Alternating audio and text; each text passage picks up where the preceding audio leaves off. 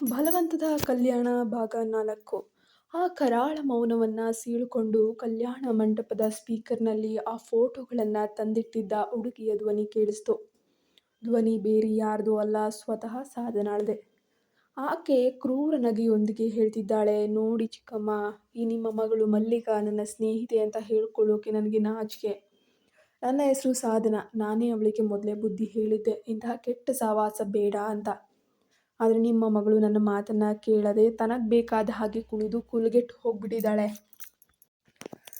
ಸಾಧನ ಇಷ್ಟೆಲ್ಲ ಭೀಕರವಾಗಿ ಸುಳ್ಳು ಆರೋಪ ಮಾಡ್ತಿದ್ರು. ಇತ್ತ ಮಲ್ಲಿಕಾಳ ಹೆತ್ತವರು ಮಾತ್ರ ಒಂದು ಮಾತನ್ನು ಕೂಡ ಆಡದೆ ಕಲ್ಲಂಗ್ ನಿಂತಿದ್ದಾರೆ.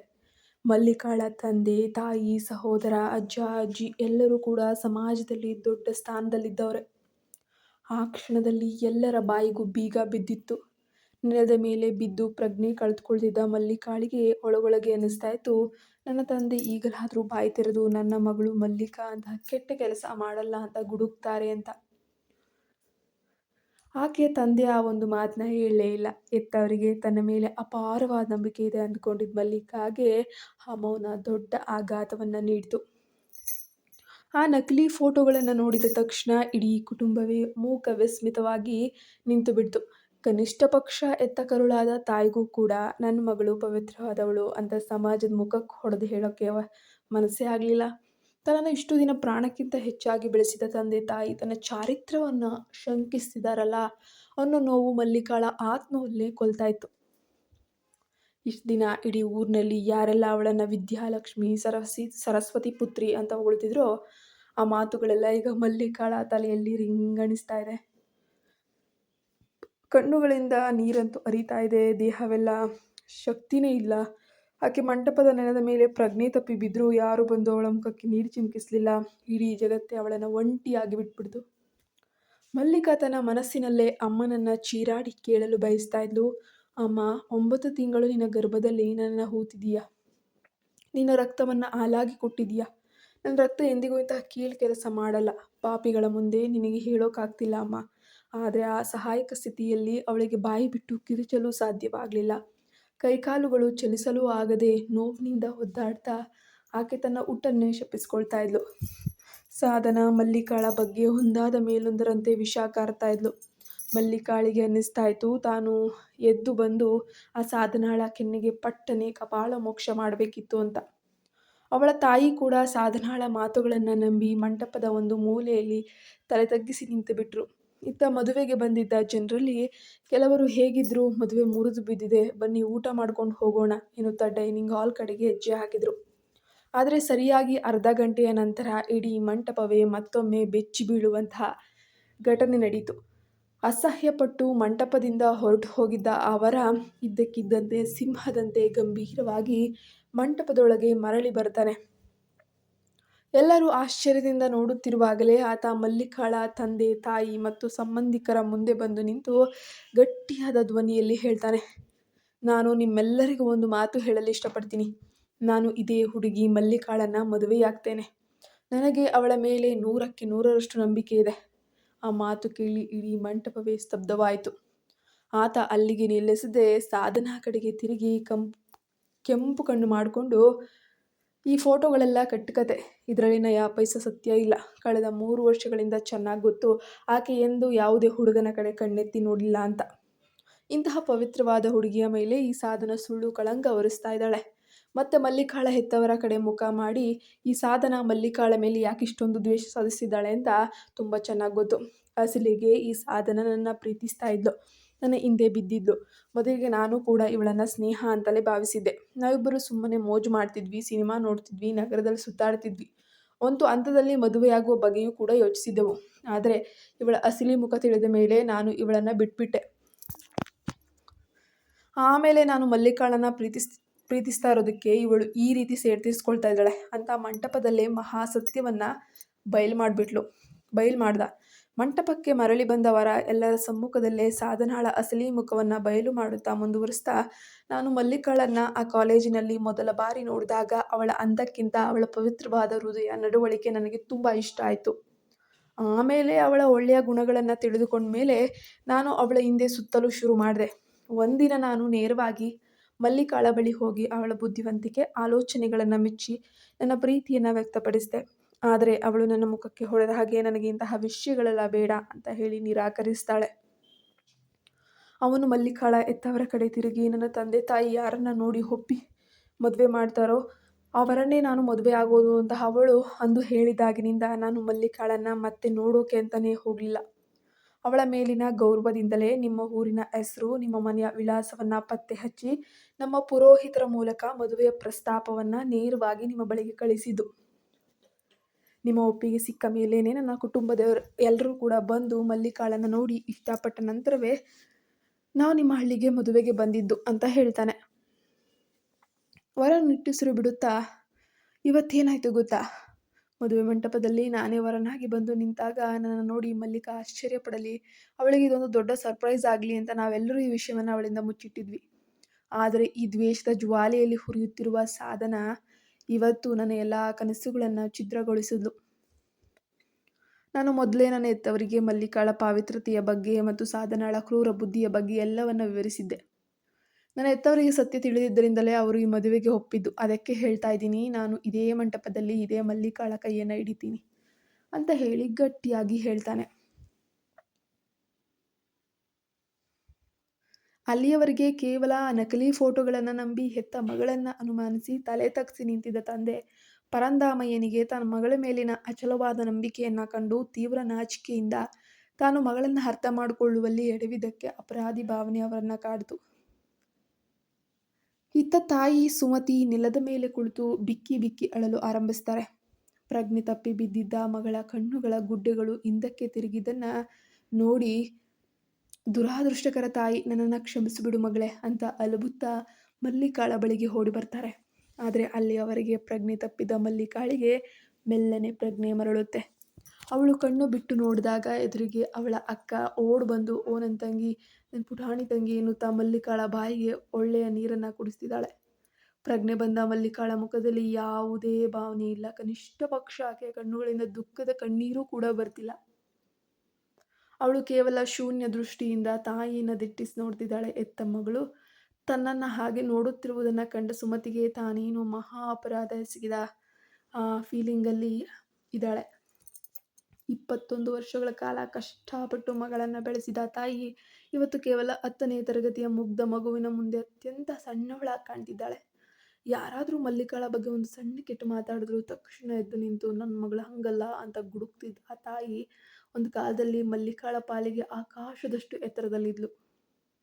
ಆದರೆ ಇವತ್ತು ಕೇವಲ ಒಂದೇ ಒಂದು ಸುಳ್ಳು ಫೋಟೋಗೆ ಮಗಳನ್ನು ಶಂಕಿಸಿ ಮಲ್ಲಿಕಾಳ ಕಣ್ಣೆದುರು ಪ್ರಪಾತಕ್ಕೆ ಬಿದ್ದು ಹೋಗಿದ್ಲು. ಮಲ್ಲಿಕಾ ತನ್ನ ಮನಸ್ಸಿನಲ್ಲೇ ತೀವ್ರ ಆಕ್ರೋಶ ಮತ್ತು ನೋವಿನಿಂದ ಯೋಚಿಸ್ತಾ ಇದ್ದಾಳೆ. ನನ್ನ ಹೆತ್ತವರು, ನನ್ನ ರಕ್ತ ಹಂಚಿಕೊಂಡು ಹುಟ್ಟಿದ ಅಣ್ಣ, ನನ್ನನ್ನು ಮಗುವಿನಂತೆ ಸಲಹಿದ ಅಜ್ಜ, ನನ್ನ ಕಣ್ಣೆದುರು ಬೆಳೆದನ್ನು ನೋಡಿದ ಇಡೀ ಹಳ್ಳಿ, ಇವರೆಲ್ಲ ಆ ನಕಲಿ ಫೋಟೋ ನೋಡಿ ನನ್ನನ್ನು ಅನುಮಾನಿಸಿದ್ರು. ಆ ಕ್ಷಣದಲ್ಲೇ ನಾನು ಮನುಷ್ಯಳಾಗಿ ಸತ್ತು ಹೋದೆ. ನನ್ನ ದೇಹದಲ್ಲಿದ್ದ ಆತ್ಮ ಹೊರಟೋಗಿ ಬರೀ ಇನ್ಮುಂದೆ ಈ ಜಗತ್ತಿಗೆ ನಾನೊಂದು ಜೀವಂತ ಗೊಂಬೆಯಷ್ಟೇ. ಎಷ್ಟೋ ಆಸೆಯಿಂದ ನಾನು ನನ್ನ ಹಳ್ಳಿಗೆ ಹೆಜ್ಜೆ ಇಟ್ಟಿದ್ದೆ. ಆದರೆ ಈ ಕ್ಷಣದಲ್ಲಿ ಸಂತೋಷ ಅಂದರೆ ಏನು ಅಂತಲೇ ನನಗೆ ಮರೆತು ಹೋಗಿದೆ ಅಂತ ಅಂದುಕೊಂಡ್ಳು. ಸಾಮಾನ್ಯವಾಗಿ ಹೆಣ್ಣು ಮಕ್ಕಳಿಗೆ ತಂದೆ ಎಂದರೆ ಒಬ್ಬ ಸದಾ ಬೆನ್ನಿಗೆ ನಿಲ್ಲುವ ಆಪ್ತ ಸ್ನೇಹಿತ. ತನ್ನ ಪ್ರತಿಯೊಂದು ಕಷ್ಟ ಸುಖವನ್ನು ಕಣ್ಣೀರನ್ನು ತಂದೆಯ ಬಳಿ ಹಂಚಿಕೊಂಡು ಬೆಳೆದಿದ್ದ ಮಲ್ಲಿಕಾಗೆ ಕನಿಷ್ಠ ಪಕ್ಷ ತನ್ನ ತಂದೆಯಾದರೂ ತನ್ನ ಪ್ರೀತಿ ಮತ್ತು ಸಚ್ಚಾರಿತ್ರವನ್ನು ನಂಬಬೇಕಿತ್ತು ಎಂಬ ಆಟ. ಆದರೆ ಆ ತಂದೆಯು ಮೌನವಾಗಿದ್ದನ್ನು ಕಂಡ ಮಲ್ಲಿಕಾಗೆ ಇಡೀ ಕುಟುಂಬದ ಮೇಲೆ ಅಸಹ್ಯ ಹುಟ್ಟಿತು. ಅವಳು ತೀವ್ರವಾಗಿ ನೊಂದುಕೊಂಡು ತನ್ನ ಹೆತ್ತವರ ಮುಖ ನೋಡಲು ಇವತ್ತು ನನಗೆ ಅಸಹ್ಯವಾಗ್ತಾ ಇದೆ. ನನ್ನದೇ ರಕ್ತದಲ್ಲಿ ಹುಟ್ಟಿರುವ ನನ್ನನ್ನು ಇವರು ಹೇಗೆ ನಂಬಲಿಲ್ಲ? ಇವತ್ತಿನ ದಿನಗಳಲ್ಲಿ ತಂತ್ರಜ್ಞಾನ ಎಷ್ಟು ಮುಂದುವರೆದಿದೆ, ಫೋಟೋಗಳನ್ನು ಹೇಗೆಲ್ಲ ಎಡಿಟ್ ಮಾಡಬಹುದು ಎಂಬಂತಹ ಕನಿಷ್ಠ ಜ್ಞಾನ ನನ್ನ ಹೆತ್ತವರಿಗೆ ಮತ್ತು ನನ್ನ ಅಣ್ಣನಿಗೆ ಇದ್ದರೂ ಕೂಡ ಅವರು ನನ್ನನ್ನು ಹೇಗೆ ಅನುಮಾನಿಸಿದ್ರು?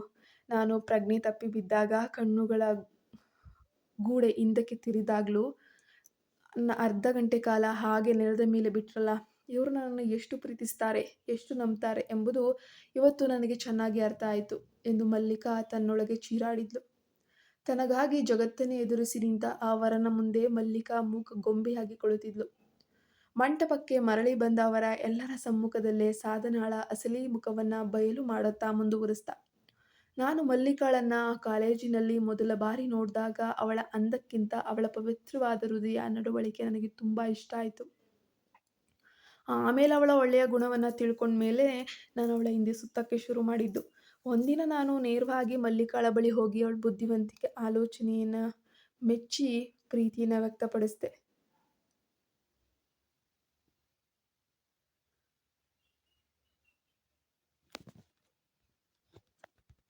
ಕನಿಷ್ಠ ಪಕ್ಷ ತನ್ನ ತಂದೆಯಾದರೂ ತನ್ನ ಪ್ರೀತಿ ಸಚ್ಚಾರಿತ್ರವನ್ನು ನಂಬಬೇಕಿತ್ತು ಅನ್ನುವಂತಹ ಒಂದು ಹಠ ಆಯಿತು. ಆದರೆ ತಂದೆ ಮೌನವಾಗಿದ್ದನ್ನು ಕಂಡ ಮಲ್ಲಿಕಾಗೆ ಆ ಮೌನವನ್ನು ನೋಡಿ ಅಸಹ್ಯ ಆಯಿತು. ಈ ಮಲ್ಲಿಕಾಗೆ ಇಡೀ ಕುಟುಂಬದ ಮೇಲೆ ಅಸಹ್ಯ ಆಗ್ಬಿಡ್ತು. ಅವಳು ತೀವ್ರವಾಗಿ ನೊಂದುಕೊಂಡು, ನನ್ನ ಹೆತ್ತವರ ಮುಖ ನೋಡಲು ಇವತ್ತು ನನಗೆ ಬಹಳ ಅಸಹ್ಯವಾಗ್ತಿತ್ತು. ಇವರದೇ ರಕ್ತದಲ್ಲಿ ಹುಟ್ಟಿರುವ ನನ್ನನ್ನು ಇವರು ಹೇಗೆ ನಂಬಲಿಲ್ಲ? ಇವತ್ತಿನ ದಿನಗಳಲ್ಲಿ ತಂತ್ರಜ್ಞಾನ, ಟೆಕ್ನಾಲಜಿ ಎಷ್ಟು ಮುಂದುವರೆದಿದೆ. ಫೋಟೋಗಳನ್ನು ಹೇಗೆಲ್ಲ ಎಡಿಟ್ ಮಾಡಬಹುದು ಎಂಬ ಕನಿಷ್ಠ ಜ್ಞಾನ ನನ್ನ ಹೆತ್ತವರಿಗೆ ಮತ್ತು ನನ್ನ ಅಣ್ಣನಿಗೆ ಇದ್ದರೂ ಅವರು ನನ್ನನ್ನು ಹೇಗೆ ಅನುಮಾನಿಸಿದ್ರು. ನಾನು ಪ್ರಜ್ಞೆ ತಪ್ಪಿ ಬಿದ್ದಾಗ ಕಣ್ಣುಗಳ ಗುಡ್ಡೆ ಹಿಂದಕ್ಕೆ ತಿರುಗಿದಾಗಲೂ ಕೂಡ ನನ್ನ ಅರ್ಧ ಗಂಟೆಗಳ ಕಾಲ ಹಾಗೆ ನೆಲದ ಮೇಲೆ ಬಿಟ್ರಲ್ಲ. ಇವರು ನನ್ನನ್ನು ಎಷ್ಟು ಪ್ರೀತಿಸ್ತಾರೆ, ಎಷ್ಟು ನಂಬ್ತಾರೆ ಎಂಬುದು ಇವತ್ತು ನನಗೆ ಚೆನ್ನಾಗಿ ಅರ್ಥ ಆಯಿತು ಎಂದು ಮೆಲ್ಲನೆ ಮಲ್ಲಿಕಾ ತನ್ನೊಳಗೆ ಚೀರಾಡಿದ್ಲು. ತನಗಾಗಿ ಜಗತ್ತನ್ನೇ ಎದುರಿಸಿ ನಿಂತ ಆ ವರನ ಮುಂದೆ ಮಲ್ಲಿಕಾ ಮೂಕ ಗೊಂಬೆಯಾಗಿ ಕುಳಿತುಕೊಂಡ್ಳು. ನಾನು ನೆಲದ ಮೇಲೆ ಪ್ರಜ್ಞೆ ತಪ್ಪಿ ಬಿದ್ದಿದ್ರೂ ಕೂಡ ಎಂದು ಅಮ್ಮ ಓಡಿ ಬಂದು ಕೂಗಾಡಲಿಲ್ಲ. ನನ್ನ ಹೆತ್ತವರು ಯಾರೂ ನನ್ನನ್ನು ಪ್ರೀತಿಯಿಂದ ಎಬ್ಬಿಸುತ್ತಾ ಪ್ರಯತ್ನ ಕೂಡ ಮಾಡಲಿಲ್ಲ. ಅವರಿಗೆ ನಾನು ಬದುಕಿದ್ದೇನಾ, ಸತ್ತಿದ್ದೇನಾ, ನನಗೆ ಏನಾಗ್ತಿದೆ ಎನ್ನುವುದಕ್ಕಿಂತ ನನ್ನನ್ನು ಬೇಗ ಪ್ರಜ್ಞೆಗೆ ತಂದು ಆ ಫೋಟೋಗಳ ಬಗ್ಗೆ ಪ್ರಶ್ನೆ ಮಾಡಬೇಕು, ಅಲ್ಲಿ ಹಿಂದೆ ಇರುವಂತಹ ಸತ್ಯ ಗೊತ್ತಾಗಬೇಕು, ಆ ಹುಡುಗ ಯಾರು ಅನ್ನೋ ಕುತೂಹಲ. ಕನಿಷ್ಠ ಪಕ್ಷ ನನ್ನ ತಂದೆ ತಾಯಿ ನನ್ನ ಹತ್ರ ಬಂದು, ಮಗಳೇ ಮಲ್ಲಿಕಾ, ಈ ಫೋಟೋಗಳು ನಿಜಾನಾ ಅಂತ ಒಂದೇ ಒಂದು ಮಾತು ಕೇಳಿದ್ರು ನನಗೆ ಸಿಗಬೇಕಾದ ಗೌರವ ಬಹುಶಃ ಸಿಗ್ತಿತ್ತೇನೋ. ಆದರೆ ಅವರು ನಡೆದುಕೊಂಡ ರೀತಿಗೆ ನನ್ನ ಆತ್ಮಗೌರವ ಸಂಪೂರ್ಣವಾಗಿ ಮಣ್ಣು ಪಾಲಾಗೋಗಿದೆ. ಇದೇ ಸಮಯದಲ್ಲಿ ನಾನು ಕಿಶೋರ್ ಕಡೆ ನೋಡ್ತೀನಿ. ಆ ಕ್ಷಣದಲ್ಲಿ ನನಗೆ ಅವನ ಮೇಲೆ ತೀವ್ರವಾದ ಅಸಹ್ಯ ಹುಟ್ಬಿಡ್ತು. ಇತ್ತೀಚಿನವರೆಗೆ ಸಾಧನಾಳ ಜೊತೆ ಸುತ್ತಾಡಿ ಈಗ ನನ್ನನ್ನು ನೋಡಿದ ತಕ್ಷಣ ನನ್ನ ಒಳ್ಳೆಯ ಹೃದಯಕ್ಕಾಗಿ ಮದುವೆ ಆಗ್ತೀನಿ ಅಂತ ಹೇಳಿಬಿಟ್ಟು ನಾಟಕವಾಡ್ತಿದ್ದ ಅವನ ಕುತಂತ್ರ ಬುದ್ಧಿ ಇದೆಯಲ್ಲ, ನನಗೆ ಆವಾಗ ಅರ್ಥ ಆಯಿತು. ಮಲ್ಲಿಕಾ ಕೋಪದಿಂದಲೇ ಅವನನ್ನು ದಿಟ್ಟಿಸುತ್ತಾ ತನ್ನೊಳಗೆ ಯೋಚಿಸಿದ್ಲು, ಅಸಲಿಗೆ ಇವನು ನನ್ನ ಬಗ್ಗೆ ಏನಂದ್ಕೊಂಡಿರ್ಬೋದು ಅಂತ. ನನಗೆ ಇಂತಹ ದ್ವಂದ್ವ ವ್ಯಕ್ತಿತ್ವ ಅಥವಾ ಪ್ರತಿ ಬಾರಿಯೂ ಅಥವಾ ಅಂದಕ್ಕೆ ಚಂದಕ್ಕೆ ಮನಸೋಲುವಂತಹ ಜನ ಕಂಡರೆ ನನಗೆ ಉರಿ. ನನ್ನ ಅಮ್ಮ ಅಪ್ಪ ಕೂಡ ಇವನ ಮಾತನ್ನು ನಂಬಿ ಮದುವೆಗೆ ರೆಡಿ ಆಗ್ತಿದ್ದಾರಲ್ಲ, ಇವನಿಗೆ ಇಷ್ಟವಾದರೆ ಮುಗೀತೆ. ನನ್ನ ಆಸೆಗಳು, ನನ್ನ ಕನಸುಗಳು, ನನಗೊಪ್ಪಿಗೆಗೆ ಬೆಲೆನೇ ಇಲ್ವೇ? ನಾನು ಮನುಷ್ಯಳಲ್ವಾ? ನನಗೂ ಒಂದು ಜೀವನ ಇದೆ ಅಲ್ವಾ ಅಂತ ಅಂದುಕೊಂಡ್ಳು. ಇತ್ತ ಮದುವೆ ಮುರಿದು ಬೀಳುತ್ತೆ ಅಂತ ಹೆದರ್ಕೊಂಡಿರೋ ತಂದೆ ಪರಂದಾಮಯ್ಯ ಕಿಶೋರ್ ಬಂದು ಮದುವೆಯನ್ನು ಸರಾಗವಾಗಿ ನಡೆಸ್ಕೊಳ್ತೀನಿ ಅಂತ ಹೇಳ್ಬಿಟ್ಟು ಭರವಸೆ ನೀಡ್ತಾ ಇದ್ದಾನೆ. ಅದನ್ನು ನೋಡಿ ನಿಟ್ಟುಸಿರು ಬಿಟ್ಟರು. ಕಿಶೋರ್ ಮಾತು ಮುಗಿಸಿದ ತಕ್ಷಣ ನನ್ನ ತಾಯಿ ಮುಖದಲ್ಲಿ ನಿರಾಳತೆಯ ನಗು ತಂದುಕೊಂಡು ನನ್ನ ಬಳಿಗೆ ಓಡು ಬಂದ್ಲು. ನನ್ನ ಕೈಗಳನ್ನು ಬಿಗಿಯಾಗಿ ಹಿಡಿದು 2 ಕೈಗಳಲ್ಲೂ ಒಂದು ಮಂಗಳಕರವಾದ ತೆಂಗಿನಕಾಯಿಯನ್ನು ಇಡ್ತಾ ಇದ್ದಾರೆ. ಮಂಟಪದ ಕಡೆಗೆ ಕರೆದೊಯ್ಯಲು ಮುಂದಾಗ್ತಿದ್ದಾರೆ. ಆದರೆ ನನ್ನೊಳಗಿನ ಕೋಪಾಗ್ನಿ, ಆ ನೋವು, ಆ ಒಂದು ಸಂಕಟ ಜ್ವಾಲಾಮುಖಿ ಈಗ ಸ್ಫೋಟಗೊಳ್ಳೋಕೆ ಸಿದ್ಧ ಆಗ್ತಾ ಇದೆ. ನನ್ನ ತಾಯಿಯನ್ನು ತುಂಬ ಅಸಹ್ಯದಿಂದ ನೋಡ್ತಾ ಕೈಯಿಂದ ನನ್ನ ಕೈಗಳನ್ನು ಅತ್ಯಂತ ಬಿಗಿಯಾಗಿ ಹಿಂಡಿ ಬಿಡಿಸ್ಕೊಂಡೆ. ತಾಯಿ ಮಾತ್ರ ಚಿಂತೆ ಮತ್ತು ಆತಂಕದ ಮುಖದಿಂದ ನನ್ನನ್ನೇ ನೋಡ್ತಾ ಇದ್ಲು. ಅಷ್ಟೇ, ಮಲ್ಲಿಕಾ ಇಡೀ ಮಂಟಪವೇ ನಡುಗುವಂತಹ ಕೆಲಸ ಮಾಡಿದ್ಲು. ತನ್ನ ಕೈಯಲ್ಲಿದ್ದಂತಹ ತೆಂಗಿನಕಾಯಿಗಳನ್ನು ನೇರವಾಗಿ ಮದುವೆ ಮಂಟಪದ ಮಧ್ಯದಲ್ಲಿ ಹೋಮಕುಂಡ ಮೀನ್ಸ್ ಬೆಂಕಿಯ ಗುಂಡಿ, ಬೆಂಕಿ ಉರಿತಾ ಇರುವಂತಹ ಜಾಗದ ಮೇಲೆ ಜೋರಾಗಿ ಎಸ್ತು ಹೊಡೆದ್ಲು. ದಡಾರನೆ ತೆಂಗಿನಕಾಯಿ ಹೊಡೆದು ಹೋಮಕುಂಡದ ಬೂದಿ, ಕೆಂಡ, ಮದುವೆ ಸಾಮಗ್ರಿಗಳೆಲ್ಲ ಒಂದರ ಮೇಲೊಂದು ಬಿದ್ದು ಇಡೀ ಮಂಟಪವೇ ಗಲಿಬಿಲಿಯಾಗಿ ಚಿತ್ರಾನ್ನ ಆಗೋಯ್ತು. ಅರ್ಧ ಗಂಟೆಯ ಮುನ್ನವೇ ಮದುವೆ ಮುಗಿದೋಗುತ್ತೆ, ಬನ್ನಿ ಊಟ ಮಾಡೋಣ ಅಂತ ಹೋಗಿ ಕೈ ತೊಳ್ಕೊಂಡು ಬರ್ತಿದ್ದಂತಹ ಜನರೆಲ್ಲ ಮಲ್ಲಿಕಾಳ ಒಂದು ರೌದ್ರಾವತಾರವನ್ನು ನೋಡಿ ಬಾಯಿ ಮೇಲೇ ಕೈ ಇಟ್ಕೊಂಡು ಸ್ತಬ್ಧವಾಗಿ ನಿಂತುಬಿಟ್ರು. ಕಳೆದ 3 ದಿನಗಳಿಂದ ಮಲ್ಲಿಕಾಳ ಮನಸ್ಸಿನಲ್ಲಿ ಅಡಗಿದ್ದ ನೋವು ಮತ್ತು ಅಪಮಾನದ ಕೋಪ ಇವತ್ತು ಲಾವಾರಸದಂತೆ ಹೊರಚಿಮ್ತಾ ಇದೆ. ಮಲ್ಲಿಕಾ ಇಡೀ ಸಭೆಯ ಮುಂದೆ ಜೋರಾಗಿ ಕೂಗಿ ಕೂಗಿ ಹೇಳ್ತಿದ್ದಾಳೆ, ಅಮ್ಮ ನೀವೆಲ್ಲ ಏನು ಮಾಡ್ತಾ ಇದ್ದೀರಾ? ನಾನು ಯಾರನ್ನ ಮದುವೆಯಾಗಬೇಕು? ಇವನನ್ನ ನನ್ನ ಕಣ್ಣೆದುರೇ ಇವನು ಆ ಸಾಧನಾಳ ಜೊತೆ 3 ವರ್ಷಗಳ ಕಾಲ ಕಳೆದು ಮಜಾ ಮಾಡಿದ್ದಾನೆ. ಅವ್ನು ಹೋಗದೇ ಇರೋ ಪಾರ್ಕ್ ಇಲ್ಲ, ಥಿಯೇಟ್ರ್ ಇಲ್ಲ. ಇವತ್ತು ಆ ಸಾಧನ ಅದೇ ಫೋಟೋಗಳನ್ನ ಹಿಡಿದು ನನ್ನ ಕಡೆ ಬೆರಳು ತೋರಿಸಿ ನಾನು ತಪ್ಪು ಮಾಡಿದ್ದೇನೆ ಅಂತ ಸಮಾಜದ ಮುಂದೆ ನಿಂದಿಸ್ತಿದ್ದಾಳೆ. ಹೌದಾ? ನೀವೆಲ್ಲ ಅಂದುಕೊಂಡ ಹಾಗೆ ನಾನು ಇವನ ಜೊತೆ ಸುತ್ತಾಡಿದ್ದೀನಿ ಅಂತಲೇ ಅಂದ್ಕೊಳ್ಳಿ. ಅದರಲ್ಲಿ ಬಹುಶಃ ನನಗೇನೋ ತಪ್ಪಾಗಿದೆ. ಆದರೆ ಇಂತಹ ಚಾರಿತ್ರ್ಯಹೀನನಾಗಿ ನಾನು ಇವನನ್ನು ಮದುವೆಯಾಗಲ್ಲ. ಹೌದು, ನಾನು ಬಹಳಷ್ಟು ಜನರ ಜೊತೆ ಸುತ್ತಾಡಿದ್ದೀನಿ, ಮೋಜು ಮಾಡಿದ್ದೀನಿ. ಹಾಗೆ ನಾನು ಈಗ ಗರ್ಭಿಣಿ ಕೂಡ ಆಗಿದ್ದೀನಿ. ಈಗ ನನಗೆ ಇದೆಲ್ಲ ಸಾಕಾಗಿ ಸುಸ್ತಾಗಿದೆ. ಸಾಕಾ ನಿಮಗೆ ಈ ಉತ್ತರ? ಎಂದು ತನಗಾದ ಅನ್ಯಾಯಕ್ಕೆ ಇಡೀ ಊರಿನವರ ಮುಂದೆ ತುಂಬ ವ್ಯಂಗ್ಯವಾಗಿ ಚೀರಾಡಿದ್ಲು. ಅವಳ ನೋವು ಏನು ಅಂತ ಪ್ರತಿಯೊಬ್ಬರಿಗೂ ಕೂಡ ಅರ್ಥವಾಗ್ತಾ ಇತ್ತು. ಆದರೆ ಯಾರೂ ಕೂಡ ಮಾತನಾಡುವ ಸ್ಥಿತಿಯಲ್ಲಿರಲಿಲ್ಲ. ಕತೆ ಮುಂದುವರಿಯುತ್ತೆ. ನಮ್ಮ ಚಾನಲ್ಗೆ ಸಬ್ಸ್ಕ್ರೈಬ್ ಆಗಿಲ್ಲ ಅಂದರೆ ಕೂಡಲೇ ಸಬ್ಸ್ಕ್ರೈಬ್ ಆಗಿ ಪಕ್ಕದಲ್ಲಿ ಕಾಣೋ ಬೆಲ್ ಐಕಾನ್ನ ಪ್ರೆಸ್ ಮಾಡಿ.